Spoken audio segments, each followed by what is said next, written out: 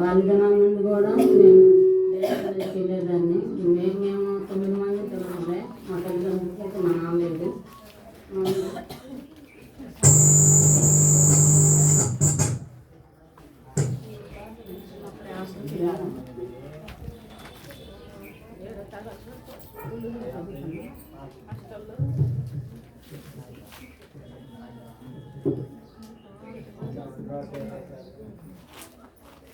తర్వాత అక్కడి నుండి నేను మంగళగిరికి వెళ్ళాను. 9th క్లాస్ వరకు హాస్టల్లో నేను చదువుకున్నాను. 10th క్లాస్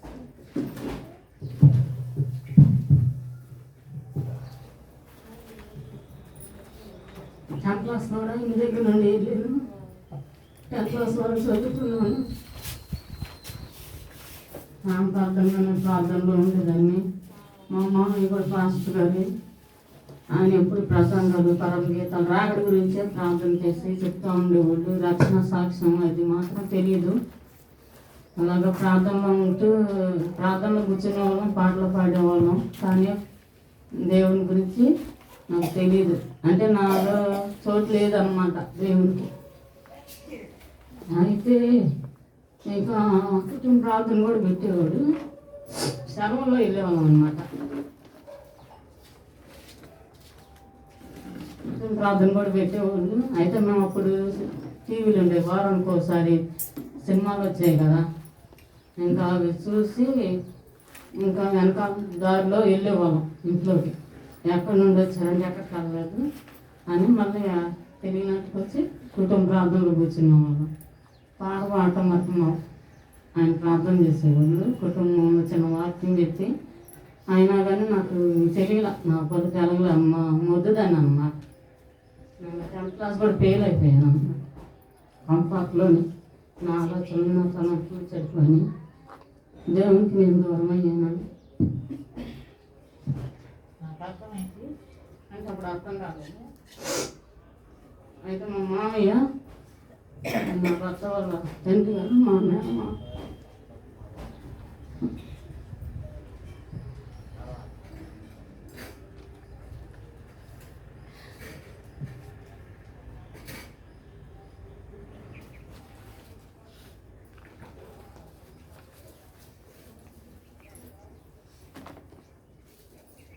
వచ్చారు. నన్ను చూసి ఇంకా ఆయన కోడలు చేసుకోవాలి, నా కోడలు నన్ను చూసి నన్ను వివాహం చేసుకోవడానికి నిశ్చయించుకున్నారు. ఇంకా అలాగే నన్ను వివాహం చేసి 5 నెలల్లో నన్ను తీసుకొచ్చారు. వారంతో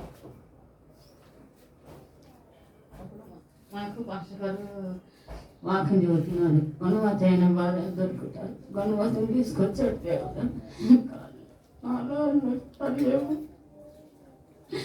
నా స్వభావం చాలా చెడ్డది.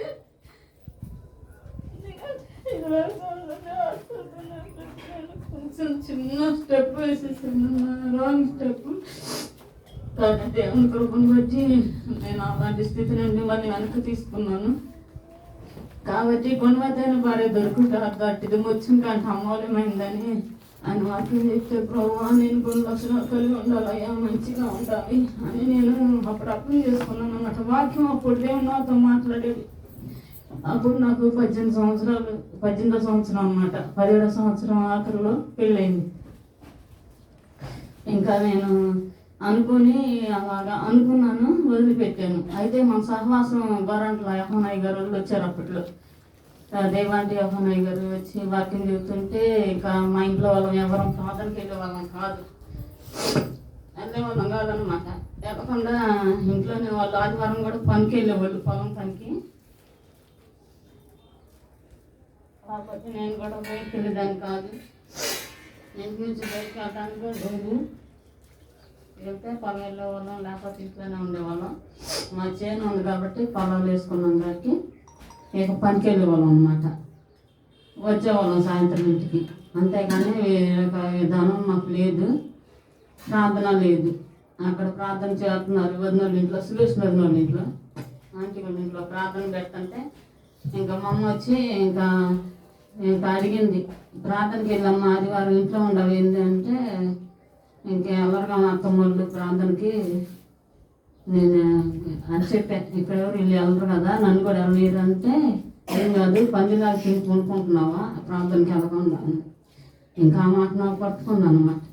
నిజంగానే ప్రభువా, నేను నన్ను ప్రేమించి సజీవ లెక్కలో ఉంచి ఈ స్థితి ఇచ్చావంటే కేవలం నీ కృప మాత్రమే కనుక నేను దేవుని సన్నిధికి వెళ్ళాలి అని ఇక అక్కడ ప్రార్థనకి వెళ్ళాను. 1 వారం 2 వారాలు వెళ్ళాను. అయితే నూజివీడు సహవాసానికి వెళ్తున్నాము, అది సహవాసుకోవటానికి వెళ్తున్నాము అని వాళ్ళందరూ వెళ్తున్నారు. నన్ను పిలవలేదు. నేను రాను, నన్ను పంపించదని వాళ్ళకి తెలుసు కాబట్టి నన్ను ఎవరు పిలవలేదు. కానీ నా యజమానే వాళ్ళందరూ వెళ్తున్నారు కదా, నువ్వు కూడా వెళ్ళని మా వదిలిని నన్ను పంపించాడు. నాకు 2 పిల్లలు అన్నమాట, కవిత నాని. చిన్నపిల్లలు, కవిత పాలు తాగే పిల్ల అన్నమాట. అయితే ఇంకా పంపించాడు, 2 ఇచ్చి పంపిస్తే ఇంకా మాతో పాటు కొంతమంది సహోదరులు వచ్చారు. ఇంకా అయ్యగారు ఏం చేశారంటే, యహోన్ అయ్యగారు మాకు చెప్పలే మారుమోసు ప్రాంతానికి వచ్చారని. ఎందుకంటే వాళ్ళకు కూడా తెలియదు, నేను వాళ్ళకి చెప్పలేదు కదా. నేను వస్తుంటే ఆంటీ నన్ను చూసి, అమ్మ నువ్వు కూడా వస్తున్నావా అంది. వెళ్ళమన్నారు అక్క ఆంటీ, అందుకని వస్తున్నాను అన్నాను. సరేనని చెప్పేసి ఇక నూజివీడు ప్రయాణం వెళ్ళాము. వెళ్ళినాక అక్కడికి వెళ్ళంగానే మామగారు చేత ప్రార్థన చేయించారు, వీళ్ళు మారుమోసు ప్రాంతానికి వచ్చారు అని. అంటే ఇంకా ఆ నుంచి ఐజక్కయ్య గారి దగ్గర తీసుకెళ్ళి ప్రార్థన చేయించారు, మారుమోసు ప్రాంతాన్ని తీసుకొచ్చామని. కానీ ఎవరికి తెలియదు మారుమోసు ప్రాంతానికని వెళ్ళాలి, చూడటానికని వెళ్ళారు అన్నమాట. చూడటానికి రండి అంటే మిగతా వాళ్ళు వచ్చారు. నేను మాత్రం మా ఆయనతో అన్నాను, నేను వెళ్తే మాత్రం రాను, 3 దినాలు ప్రార్థన చేసుకొని వస్తాను అని చెప్పాను. ఆయన అన్నాడు, వద్దు ఎంపేరా అన్నాడు. ఆయన తెలియదు కదా అక్కడ పరిస్థితులు, ఎందుకంటే నేను అక్కడికి వెళ్ళలేదు నన్ను, కాబట్టి నాకు తెలియదు కాబట్టి అలాగా చెప్పాడు. చెప్పినా కానీ నేను ఉన్నా, ఎందుకంటే నీతిమంతుల ప్రార్థన అది వ్యర్థం చేయకూడదు అని నాకు మనసుకు తట్టింది. ఇంకా తట్టి నేనేం చేశానంటే, నేనుండి ప్రార్థన చేసుకుంటాను, మీరు వెళ్ళండి అన్న. మా వారిని అమ్మ జాగ్రత్త, చిన్నోడు ఊరుకోడు, నువ్వు ఉంటానంటున్నావు, వీళ్ళు చిన్నపిల్లలు అంది. మా అమ్మాయి అప్పుడే సంవత్సరం పిల్ల పాలు తాగుతుంది. సరేనని చెప్పేసి అందరూ వెళ్ళారు. వాళ్ళు ఒకరు బట్టలు కుట్టుకోవాలని, ఒకరు ఆపరేషన్ చేసుకున్నామని ఇలా చెప్పారు. నేను మాత్రం నా మనసాక్షి గద్దించి, నా పిల్లల్ని వేసుకొని నేను క్షేమంగా ఇంటికి వెళ్ళలేను, నీతిమంతుల ప్రార్థన నేను తోసివేయను ప్రభువా అని నేను కూర్చున్నాను అన్నమాట. మారుమనసు పొందడానికి. యేసయ్యా, నన్ను పాపి, నన్ను క్షమించయ్యా, నీకు విరోధంగా పాపం చేశాను, నేను అబద్ధాలు ఆడాను, సినిమాలు చూశాను, ఇంకా ఇలాగ ఒప్పుకొని మరి మా ఇద్దరి మధ్య కూడా కొంచెం నెగిటివ్ ఫీలింగ్స్ ఉండేవి కనుక మేము కూడా విమర్శించుకుంటూ ఉండేవాళ్ళం ఒక టైంలో. కాబట్టి వీటన్నింటిని బట్టి నేను సరి చేసుకున్నాను, ప్రార్థన చేసుకున్నాను. దేవుడు నన్ను దర్శించాడు. అయితే నాకు తెలియదు దర్శించాడు, నాకు అది చేసుకున్నా. 3 రోజుకి నాకు విడుదల వచ్చింది. నా యొక్క స్వభావం పెంటలా చూపించాడు దేవుడు, దాన్ని తొలగించినట్టు చూపించాడు.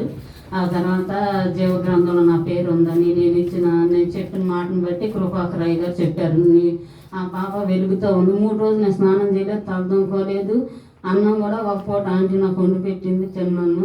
ఇంకొక పూటే, ఎందుకంటే బాధింతాను కదా, అందుకని ఆ ఒక్క పూట భోజనం తిని ప్రార్థన చేసుకున్నాను. చాలా పెద్దగా ఏడ్చేదాన్ని. అయ్యగారు అయితే కంట్రోల్లో ఉండమని, నా పాపని కంట్రోల్లో ఉండమని అని చెప్పేవాళ్ళు. అతనైతే ఎప్పుడు మెలుగుతో కొనుక్కొని ప్రార్థన చేసుకుంటూ ఉండేదాన్ని.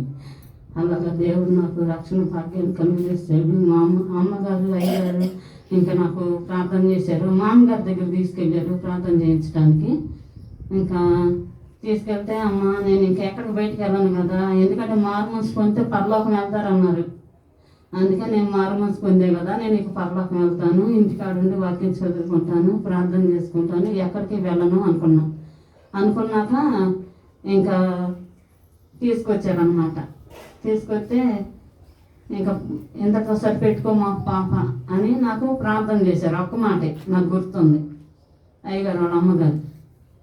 ఇంకా నేను వచ్చాను అనమాట. ఇంకా వచ్చిన కానించి మళ్ళీ ఇక్కడ చర్చికి వెళ్తానే వెళ్తున్నా కానీ ఏదో మాటలు వస్తున్నాయి, అయినా కానీ వెళ్తూ ప్రార్థన చేసుకుంటా ఉన్నాను. నూజివీడు కూడా సహవాసుకోవటానికి క్రమంగా ఆంటీ వాళ్ళంతా వెళ్తూ ఉండేదాన్ని. నాకు దూర ప్రయాణం చేసినప్పుడు వాంతులు అయ్యాయి అనమాట.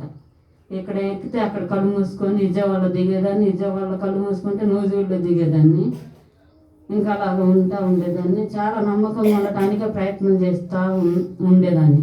నేను ఎక్కడా కూడా అవిధీరాలుగా దేవునికి వ్యతిరేకంగా అడుగు వేయకూడదు అని నేను అలాగా అనుకుని ప్రార్థన చేసుకునేదాన్ని. మా ప్రార్థన కూడా నాకు చాలా సపోర్ట్గా ఉంది. దేవుడు కృపను బట్టి దేవుడు పడిన వాడిని తిరిగి లేపుతా అన్నట్టుగా మరి నన్ను బలపరిచి నాకు రక్షణ మార్గాన్ని చూపించే వాళ్ళందరూ బాప్తిస్తం తీసుకుంటున్నారు అన్నమాట. బాప్తిస్తం వాళ్ళు ప్రార్థన చేసుకొని బాప్తిస్తం తీసుకునేవాళ్ళు. మనకైతే నేను మారుమనసు పొందినాక 3 సంవత్సరాలకు బాప్తిస్తం తీసుకున్నాను.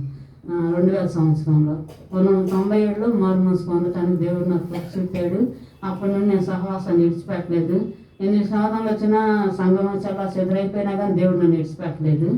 నేను ఒక్కటే గురిగా చేసుకున్నాను, నాకు ఇచ్చిన సహవాసంలో నేను నమ్మకంగా ఉండాలి. నాకు ఇచ్చిన సహవాసం ద్వారా నేను దేవుని సన్నిధిలో నమ్మకంగా ఉన్నప్పుడు ఇంకా ఎక్కడైనా అక్కడైనా నూరంతల పాలన ఆశీర్వాదం ఉంటుంది అన్నాడు కదా. నమ్మకమైన వానికి మెండైన దేవుని ఇస్తానని చెప్పిన వాగ్దానాన్ని బట్టి నేను దేవుని సన్నిధిలో అలాగా ముందుకు అడుగు వేస్తూ వచ్చాను. చాలా శోధనలు వచ్చినాయి, మాటలు అవమానాలు రకరకాల ఇబ్బందులకు కూడా గురైనప్పటికి కూడా నా విశ్వాసాన్ని చెడగొట్టాలని అపవాది అనేక యుక్తులతో మరి ప్రయత్నాలు చేసింది. కానీ అదే ఓడిపోయింది.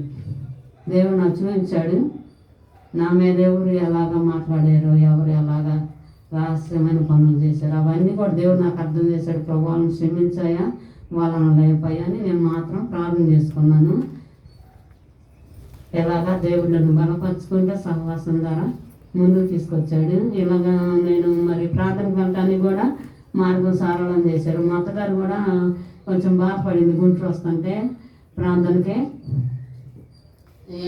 ఎక్కడ పడితే అక్కడ పంపిస్తున్నాడు అని చెప్పేసి వేరేగా మాట్లాడినా కానీ ఆయన మాత్రం కష్టపడి సైకిల్ దక్కి కరెంటు పని చేసి నాకు డబ్బులు ఇచ్చేవాడు.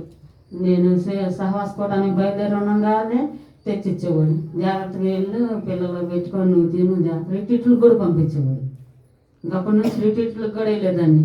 రిట్రీట్కి వెళ్ళినప్పుడు అలా చక్కగా వాక్యాన్ని బలవంతురాలు అవటానికి, పాపాన్ని లోకాన్ని జయించడానికి, పరిశుద్ధతను కాపాడుకోవడానికి, నీతిని సమకూర్చుకోవటానికి, దుర్నీతి నుండి విడిపించబడటానికి దేవుడు నాకు సహాయం చేశాడు.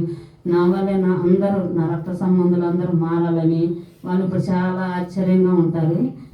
చాలా ఘనంగా కూడా దేవుని పిల్లగా నన్ను చూస్తారు. మా అత్తగారు కూడా చనిపోయేటప్పుడు అన్నారు, నువ్వు నిజంగా దేవుని సేవ చేస్తున్నావు అమ్మా, నేను దూషించి మాట్లాడారని ఏడ్చారు చనిపోయే ముందు. ఎందుకంటే పెద్దాం కదా, వాళ్ళకుండే విధానం వాళ్ళకు ఉంటుంది. నేను ఎలాగ వాళ్ళ ఇష్టాన్ని నేను పక్కకు దోసి దేవుని సన్నిధికి వస్తున్నాను కదా, వాళ్ళకంటే బయటికి వెళ్ళడం వాళ్ళకి ఇష్టం ఉండదు. కానీ నేను దేవుని సన్నిధి కోసం బయటకు వస్తున్నాను, ఇంకా దేనికోసం నేను బయటికి వెళ్ళలేదు. దేవుని కృప నన్ను అలాగ బలపరిచింది. నా యజమాని కూడా చాలా సపోర్ట్గా ఉన్నాడు. ఆయన విశ్వాసంలో బలవంతులు అవటానికి దేవుడు కృప చూపాడు. అప్పుడు కూడా మైకులు పెట్టేవాడు, ప్రాంతంలో ఉండేవాడు, కానీ ఆయనకు తెలియదు ఏంటంటే మారుమనసు అనే అనుభవం తెలియదు. నేను మామూలుగా సాక్ష్యం సలోమన్ అయ్య గారి సాక్ష్యం వీళ్ళు సాక్ష్యాలు విన్నాం కదా మేము. వాళ్ళు వినక ముందే నాకు పరివర్తన కలిగింది నా అంతరంగంలో. ఎందుకంటే నాకు పరిశుభ్రత లేదు ప్రభువా, నా కంటిలో జయం లేదు అని నాకు పరివర్తన కలిగి పశ్చాత్తాపం వచ్చింది. దాని ద్వారా నేను ఆశపడ్డా కాబట్టి దేవుడు సహవాసాన్ని నాకు పరిచయం చేశాడు. ఆ సహవాసం కూడా నాకు పూల చెట్లతో సహా చూపించి అక్కడే ఉండు, సహవాసంలో ఉండు, నువ్వు మారుమనసు పొందావు కదా, పరలోక ప్రార్థన చేయట్లేదు ప్రభువా, నేను పరలోక ప్రార్థన చేయట్లేదు కదా, పరలోక ప్రార్థన చేయాలి కదా, ఎందుకని చేయలేదు సహవాసంలో, మరి నేను వెళ్ళకుండా ఉండాలి అనుకున్నప్పుడు నువ్వు అక్కడే ఉండమ్మా, వాళ్ళు చేసినా చేయకపోయినా నువ్వు పరలోక ప్రార్థన చేసుకో, వాళ్ళు చేస్తారు ఏనాటికైనా అన్నాడు. దేవుడి దినాలలాగే చేస్తున్నారు. దేవుడు మరి ఆ చెట్టు చూపించాడు, ఆ పువ్వు నీకే అర్హత అన్నాడు. నా తోటి సహోదరి మక్కాయి కూతురు చనిపోయింది కాబట్టి అర్హత కలిగిన సహవాసాన్ని నాకు ఇచ్చాడు దేవుడితో ఉన్నారు. అలాగా దేవుడు నన్ను బలపరిచాడు. అలాగా ప్రతిదీ చూపించుకుంటూ వచ్చాడు. అయితే బలారాధన లేదు కదా మాకు సంఘంలో, బలారాధన ఇట్లా నూజివీళ్ళు కూడా ఇస్తారన్నారు, ఇవ్వలేదు. ఇవ్వకపోతే బలారాధన ఇవ్వట్లేదు, మరి అలాగా అనుకొని ప్రార్థన చేసుకుంటున్నాం. రోజు నాకు మా మేనమామ ఆయన సేవకుడు కాబట్టి ఆయన రూపంలో నాకు నేను రెక్కలు కట్టుకొని వెళ్ళిపోతుంటే ఆకాశానికి ఎగురుతున్నప్పుడు నేను ఆ గవిని దగ్గరికి వెళ్ళి అక్కడ ఇంకా ఎక్కడెక్క చేతులు ఎలా అంటే ఇంకా వెళ్ళలేక వాకిలి కాడ దిగబడిపోయాను అనమాట. అక్కడ లోపలేమో తెల్లగా దూపం వస్తున్నట్టుగా ఉంది. నేను అక్కడికి వెళ్ళి దిగంగానే ఆయన వచ్చాడు. ఇది మా మామయ్య కదా కానీ అయ్యా అంటున్నా, మామయ్య ఆయన ఆకారం కనబడుతుంది కానీ చాలా చక్కగా యవ్వన కాలంలో ఉన్నాడు అనమాట. ఆయన వృద్ధాప్యంలో ఉన్నాడు, దేవుని కొరకే బ్రతికాడు నమ్మకంగా. అలాగ ఉన్నప్పుడు మరి అయ్యా నేను ఎందుకు వెళ్ళలేకపోయాను, ఇక్కడ దాకా వచ్చాను కదా, లోపలికి వెళ్ళలేకపోతున్నాను, ఏంటంటే నీకు ఒకటి తక్కువైందమ్మా అన్నాడు. ఏందయ్యా అంటే, నీకు రొట్టె దశరసం లేదమ్మా, అది నువ్వు తీసుకుంటేనే ఈ గడప దాడతావు అని నాకు మాట్లాడాడు. నాకు మెలకు వచ్చింది అన్నమాట. అది 4 గంటల సమయం. ఒక టైంలో కూడా పిల్లలను పెట్టుకొని నేను మంచం మీద మనకొని నిద్రపోతున్నాను. ప్రార్థన చేసుకుంటా, భయపడమాకు, నీకు నేను తోడుగా ఉన్నాను, దేవుడు వాగ్దానం చేశాడు. అయితే నేను దేవుడు అనుకోను. ఆ గాలి బాగా విపరీతంగా వస్తుంటే దేవదూత వచ్చిందేమో అనుకున్నా. తర్వాత ఆ గాలి వెళ్ళిపోతే మెల్లనైన స్వరం పడింది అనమాట. నువ్వు భయపడొద్దమ్మా, నీకు నేను తోడుగా ఉన్నాను, దేవుడు నీకు తోడై ఉన్నాడు. ఎందుకంటే నేను దూత అనుకున్నా కాబట్టి యెషయా 43:3 ఉందన్నమాట. అది నాకు అక్కడ ఉంటుందని తెలీదు. కాకపోతే వరుసగా మారుమనసు పొంది కావచ్చు బైబిల్ 10 అధ్యాయాలు 20 అధ్యాయాలు చదివేదాన్ని. చదువుతున్నప్పుడు ఏదైనా నా హృదయం తట్టినప్పుడు అంతే కన్నీళ్ళు కారిపోతాంది అన్నమాట. అలాగా దేవుని ఆత్మ పరిపూర్ణంగా నన్ను నింపబడింది. ఆంటీని కూడా క్షమాపణ, ఏదో క్షమించా ఆంటీ అని అడుగుదామని నేను అలాగా కాలు పట్టుకున్నామని కింద కొంగా. నీకు నేను లేవలా, అంత పశ్చాత్తాపం వచ్చింది. మారుమనసు పొంది తిరిగి వచ్చినాక కూడా నా యజమాని దగ్గర, నా అత్త మా మామయ్య లేరు, మా అత్త దగ్గర, మా ఆడపడుచుల దగ్గర, మా మరి దగ్గర, మా ఆడబిడ్డ 2 ఆడబిడ్డలు ఉన్నారు, వాళ్ళ దగ్గర మా అమ్మమ్మ వాళ్ళు ఉన్నారు ముసలోళ్ళు, వాళ్ళని కూడా క్షమాపణ అడుగుకున్నాను. ఎందుకంటే వాళ్ళ దగ్గర కూడా బియ్యం తీసుకున్నా. వాళ్ళు పనికి వెళ్ళేవాళ్ళు, ఉదయం పోయి సాయంత్రం వచ్చేవాళ్ళు, చీకటి పడ్డాక వచ్చేవాళ్ళు. బియ్యం లేక ఒక రోజు ఏం చేశానంటే స్టోర్ బియ్యం అవి కుండలో ఉండేవి. మా అమ్మమ్మ వాళ్ళు ఏంటంటే గుర్తుగా అల్లుకేవాళ్ళు, సాఫ్ట్గా ఇట్లాగా గుంటలాగా లేకుండా గుర్తు వాళ్ళకి మళ్ళీ అదే గుర్తు. నేనేం చేశానంటే ఆ బియ్యం తీసుకొని మళ్ళీ అట్లాగా అనేదాన్ని. మళ్ళీ వాళ్ళ వండుకున్న పిండి పదార్థాలు అసలు ఉంటే కూడా అవి కూడా తిన్నాను అనమాట. తినాలని కోరికొచ్చి తింది. మా అమ్మ తెగి చెప్పలేదు కదా, తర్వాత చెప్పాను అనమాట. క్షమించండి అమ్మ, ఇలా చేశానని. ఇంకా అలాగే మా అత్తగారి దగ్గర కూడా క్షమాపణ అడుకోవడానికి దేవుడు సహాయం చేశాడు. మా ఆడపడుచుల దగ్గర కూడా మా అమ్మాయి చిన్నపిల్లడు కాబట్టి ఆ అబ్బాయిని కూడా ఆడుకొని, ఎందుకంటే విసుక్కుంటాం కదా, ఏదో ఒక కోణంలో విసుక్కుంటాం. నాకు చిన్నపిల్లలే కదా, ఇంకా ఏం మిగిల్చాడని కొంచెం లోపల గుణగుడు అనేది అప్పుడు లేదు. కానీ తర్వాత వచ్చింది, నాకు బాధ ఉండేది. కాబట్టి ఎవరిని బాధపరచకూడదు, ప్రేమతోనే చూసుకునేదాన్ని. కానీ అన్ని పిల్లలకు ఎక్కువ ఏం లేదు కదా, నా పిల్లలకంటూ ఎక్కువ ఏం లేదు, అందరు సమానే. అలా ఉండేవాడు, చాలా కష్టపడేవాడు, అందరినీ అవసరమన్నా తీర్చే ఉండేవాడు యజమాని. కాబట్టి నాకు కూడా పెళ్ళైన 5 సంవత్సరాలకే 150 రూపాయలు చీర కొన్నాడు. పిల్లలిద్దరు పుట్టినాకే చీర కొన్నాడు. అప్పుడు దాకా నాకు ఆయన ఏం పని అట్లా అలా కఠినంగానే ఉండేవాడు, కానీ చూసేవాడు. ఇంకా ఇలా ప్రార్థన పంపించడంలో మాత్రం చాలా సపోర్ట్గా ఉన్నాడు. నన్ను లెక్కలు ఇచ్చినట్టుగా నాకు దేవుని సన్నిధి రావటానికి, దేవుళ్ళు ఎదగటానికి దేవుడు ప్రోత్సహించాడు. ఐజాక్ గారి ద్వారా మరి ఒకసారి శోధన వస్తున్నప్పుడు నేను వానక అదే ఎడ్ల బండి మీద ఎక్కితే లోయల్లాగా వచ్చినాయి. లోయల్లాగా వచ్చినప్పుడు దాటాం. అమ్మ లోయలో పడిపోతే చచ్చిపోతాం కదా, ఇంకా దాటాం. ఇద్దరం దేవుని స్తోత్రం అది అనుకుని ఇంకా దాటాం అన్నమాట. అక్క దాటింది, నేను దాటినాక ఇక మా అక్క మీదకి వచ్చినాయి, నా మీదకి కూడా వచ్చినట్టుగా అది శోధన ముందు ఉంచాడు దేవుడు. ఒకరోజు అయ్యగారు కళ్ళం వచ్చి, పౌలు గారు 8 దెబ్బలు తిన్నాడమ్మా అన్నారు. మా స్వాతి అంది 1 దక్కు 40 3 సార్లు తిన్నాడని. నేను అన్నా 1 దక్కు 45 సార్లు తిన్నాడు అన్న. అంటే ఇంకా మరి అన్నారు. అంటే నువ్వు పడు ఈ బాధలు అని నాకు అర్థమైంది. కాబట్టి కపట సహోదరుల ఆపదల్లోనూ అని ఉంటుంది కదా, పౌలు గారు అంటాడు. అలాంటి ఆపదలు వచ్చినాయి నాకు. కానీ దేవుడే ఎంతవరకు వేసినా, ఎంతవరకు బాణం వేసినా ఆ బాణం నాకు తగలకుండా ఆపడు అనమాట. దేవుడికి మహిమ కలుగుగాక. ఎందుకంటే ఆయన ఒక్కడే మాత్రమే నన్ను ఏర్పాటు చేసుకున్నాడు కాబట్టి, నా తల్లి గర్భంలో నుండి నన్ను గర్భంలో ఉండగానే నన్ను ఎరిగి ఉన్న దేవుడు కాబట్టి, నేను పుట్టి ఎదుగుచుండగా నా తప్పులు నాకు అర్థం చేసి, నువ్వు ఇలా ఉండటం మంచిది కాదు, నువ్వు రాంగు మార్గంలో ఉన్నావు, సరైన మార్గంలో లేవు, నీతి మార్గంలో లేవు, నీ గుణ లక్షణాలు నా ఎదుట సరైనవిగా లేవు అని దేవుడు నాకు అర్థం చేశాడు. కాబట్టి నేను దేవుని ఒక్క మాటకి లోపడ్డానండి. ఏదో వేదొచ్చి లేకపోతే అస్వస్థతకు గురయ్యి లేకపోతే ఏమి లేదు అనుకొని నేను దేవునికి లోపడలా. కానీ నేను దేవుని నమ్ముకోవాలి, పరిశుద్ధంగా బ్రతకాలి అని నేను నిర్ణయించుకున్నా. కాబట్టి నేను ఆశపడ్డ ప్రాణం తృప్తిపరిచే హోవా నేనన్న వాగ్దానం నా పట్ల దేవుడు నెరవేర్చాడు. అలాగా అప్పటి నుండి కూడా దేవుని సన్నిధిలో నమ్మకంగా బ్రతకటానికి దేవుడు సహాయం చేస్తాడు. మామగారు వాగ్దానంగా నన్ను బలపరిచి ఈ గుంటూరు సంఘాన్ని రావడానికి కృప చూపింది. మామగారు మాట, అయ్యో దేవుని మాట, ఆమె నీతిమంతురాలు పరిశుద్ధురాలు కనుక ఆమె ఎలాగా తన జీవితాన్ని కాపాడుకున్నారు కాబట్టి ఆ విలువలతో కూడిన మాటలు అంటున్నప్పుడు అయ్యగారు అన్నారు, రాత్రి కూడా వాక్యంలో అన్నారు, ఏమనంటే నువ్వు వెనక వస్తావు, ముందు కూర్చుంటావు, దేవుడు నమ్మని పరిచినట్టు అన్నాడు. అది కూడా నేను రాత్రి నన్ను క్షమించయ్యా, అంతగా పరిపూర్ణతలోకి నడిపించడం దైవజన్మ పడుతున్నాను. నేనేంటంటే నేను బాగానే ఉన్నా అనుకుంటున్నా కాబట్టి నా లోపల అయ్యగారి ద్వారా మాట్లాడుతున్నాడు దేవుడు. ఏమనంటే ఒకేసారి ఏది మన మాట దొంగతనం చేసినా, అబద్ధవాడినా, సినిమాలు చూసినా, లేకపోతే వ్యభిచరించినా, జాగ్రత్త పని చేసినా, ఏది చేసినా కానీ ఇవి పరిపూర్ణత కాదు. కానీ ఏంటంటే పరిపూర్ణత అంటే పరిశుద్ధతగా ఉన్నాను అనుకుంటున్నాను కాబట్టి ఒక్కోసారి ఆ తలంపులు ఆలోచనలు వచ్చినప్పుడు కంట్రోల్ చేసుకొని ప్రభు పాదాలు పట్టుకొని ప్రార్థన చేసుకున్నప్పుడు దాని నుండి జయాన్ని 30 సంవత్సరాల వయసులోనే ప్రభు నాకు కంటి మీద జయం ఇచ్చారు. అయితే నా పిల్లోడి కళ్ళు ఒకసారి 5 సంవత్సరాల వయసులో 6వ సంవత్సరం వయసులోనూ ఎర్రబడ్డాయి. వాళ్ళ అత్తోళ్ళు ఊరు వెళ్ళి వచ్చినప్పుడు ఏదో ఆకు తగిలి కళ్ళు ఎర్రబడినాయి అంటే అమ్మగారి దగ్గర తీసుకొని ప్రార్థన చేయించాను. అంటే నా దేవుడు నా తప్పులు నాకు అర్థం చేస్తున్నాను మీకు చెప్తున్నాను అనమాట. నాకు అన్నిటిన గ్రహింపు ఉండదు, నాకు తాతకు అందరూ ప్రభు నువ్వే ఆలోచన ఇచ్చి నడిపించు. నేను నిలబడితే నాకు మాట్లాడటం కూడా రాదు, నా చేత కాదు, నేను ఎవరితో ఏం మాట్లాడను కాబట్టి నాకు చిన్నప్పటి నుంచి అంత ఎవరితో మాట్లాడేదని కాదు కాబట్టి నాకు భయం. కానీ దేవుని సన్నిధిలో నిలబడాలి ఆయన ఆశ అయితే ఉంటుంది.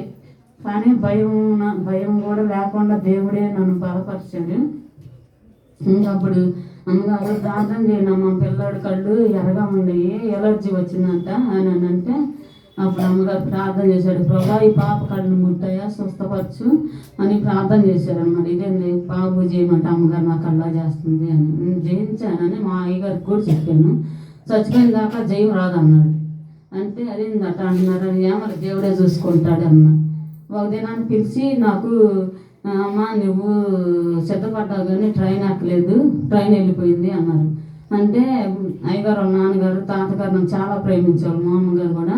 తాతగారు అన్నారు, నేను ఒకరోజు బయటికి వెళ్తుంటే చెంపట్టుకొని అమ్మాయి టారా అన్నాడు. ఏం తాతయ్య అంటే నిన్ను దేవుడు ఆశీర్వదించాడు రా, వాడికి ఏం తెలుసు పిచ్చి మొహమ్మడు అలా మాట్లాడి తెలియదమ్మా, దేవుడు నిన్ను ఆశీర్వదించాడు తాత చెప్పినప్పుడు చాలా సంతోషం వేసింది.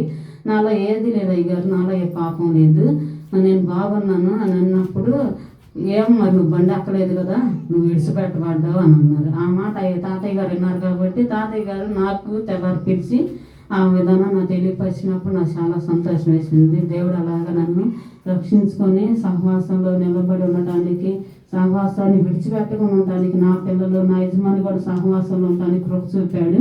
నా బిడ్డలు కూడా మారుమనసు పొందారు. నా పాపకు కూడా వివాహం విషయంలో కూడా అయ్యగారి ద్వారా దేవుడు మాట్లాడితేనే ఈ ఊరు కదా ఉండా ఊరుగా, నాకైతే మా ఊరు తెలీదు.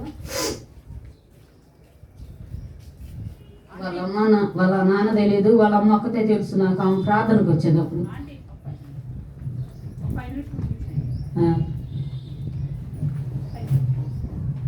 వచ్చేదన్నమాట. ఆమె ఒక్కతే తెలుసు కాబట్టి ఎవరైనా అపార్థం చేసుకున్నా పర్లేదు. నా బిడ్డ మాత్రం మారుమనసు పొందింది కాబట్టి పరిశుద్ధంగానే జీవించింది. ఇంకా ఈ ఊరు కాబట్టి రకరకాల మాటలు నా చెవురికి వినపడ్డాయి, అయినా పర్లేదు. దేవుని స్తోత్రం, దేవుడు ఉన్నాడు కదా చూస్తున్నాడు. నా కుటుంబం అంతా దేవుని సన్నిధిలో మరి మారుమనసు పొందాం కాబట్టి దేవుడు తెలుసు. ఇంకా మాకు నా అల్లుడి విషయంలో కూడా దేవుని సన్నిధిలో సంవత్సరం ప్రార్థన చేసుకున్నాం. వాళ్ళకి సమాధానం చెప్పాలి అడిగిచ్చారు. సహోదరు ద్వారా అడిగితే సమాధానం చెప్పలే నేను, ఎందుకంటే దేవుడు నాకు చెప్పాలి కదా అయ్యగారి ద్వారా. అయ్యగారు సహవాసుకోవడానికి వెళ్తే ఏం చెప్తారు, మాట్లాడితే విందామని. ఆ రోజు వచ్చి మాట్లాడారు కానీ ఏం చెప్పలేదు. తర్వాత మళ్ళీ తెల్లారి ఆదివారం నైట్ కూటంలో మాట్లాడాలని ప్రార్థన చేసుకున్నాం. ప్రభు ఏంటి దేవుని బిడ్డలో నాకు ఆలోచన రాలేదు, మరి వివాహం చేయాలని ఆశపడుతున్నాం, మంచి వాళ్ళు అంటున్నారు, మరి మీరు సహాయం చేయండి. ఎక్కడున్నా నీ జనంలో ఆయా జనంలో దేవుని భయపడే వారికి ఆయన సమీపంగా ఉండే దేవుడిని ఉంది కదా. కొన్ని విషయంలో దేవుడు ఎలాగో మాట్లాడాడు కదా ప్రభువా, మరి నా బిడ్డ వివాహం విషయంలో కూడా మీరు సహాయం చేయండి అని నేను అడిగినప్పుడు మళ్ళీ తెల్లారి ఆదివారం అయ్యగారు వాక్యం చెప్పడం లేదు ఆ టైంలో, కానీ వచ్చి నీతిమంతుడైతే చేసుకోమ్మా అని దేవుడు నాతో మాట్లాడాడు. కాబట్టి నేను ఆ మాట సమ్మతించి ఇష్టపడి దేవుని బిడ్డల ద్వారా దేవుడు నాతో మాట్లాడారని ఇంకా మా అల్లుడు కూడా దేవుడు చూపించాడంట. వివాహమైన వాళ్ళిద్దరికి ప్రార్థన చేసుకుంటే అయిపోయి ప్రతిదీ ప్రార్థనే చేసుకుంటాడు. ప్రార్థన చేసుకొని ప్రభు చేతనే ముందుకెళ్తాడు అనమాట. ఇంకా అలాగా దేవుడు మా పాప వివాహం జరిగించాడు. నా కుమారుడు కూడా వివాహం జరిగించాడు.